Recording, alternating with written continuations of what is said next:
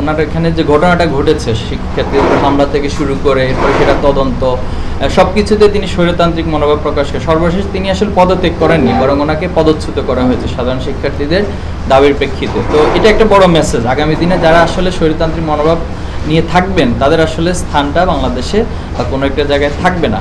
এবং কুয়েটের মতো একটা গুরুত্বপূর্ণ প্রতিষ্ঠান, সেখানে প্রায় 2 মাসের বেশি সময় ধরে শিক্ষা কার্যক্রম বন্ধ আছে, এটা তো একটা অযৌক্তিক বিষয়। বাংলাদেশে এই পরিস্থিতিতে আপনি গুরুত্বপূর্ণ একটা প্রতিষ্ঠানের শিক্ষা কার্যক্রম বন্ধ রাখা, তো এখান থেকে যারা অদূর ভবিষ্যতে এই ধরনের কার্যক্রম পরিচালনার মানসিকতা রাখেন তারা মেসেজ গ্রহণ করবেন।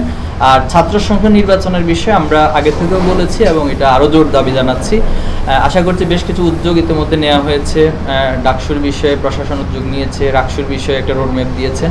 আমরা আশা করব যদি ছাত্র সংসদ নির্বাচনের মধ্য দিয়ে প্রত্যেকটা ক্যাম্পাসে তাদের প্রকৃতির প্রতিনিধি নির্বাচিত হয়, এটা দ্বারা শিক্ষার্থীরা উপকৃত হবে এবং অধিকার আদায়ের বিষয়ে অনেক বেশি সোচ্চার হবে। আর লেজুর ভিত্তির যে একটা মনোভাব সবার মাঝে, সেটা অনেকটা কেটে যাবে ছাত্র সংসদ নির্বাচনের মধ্য দিয়ে।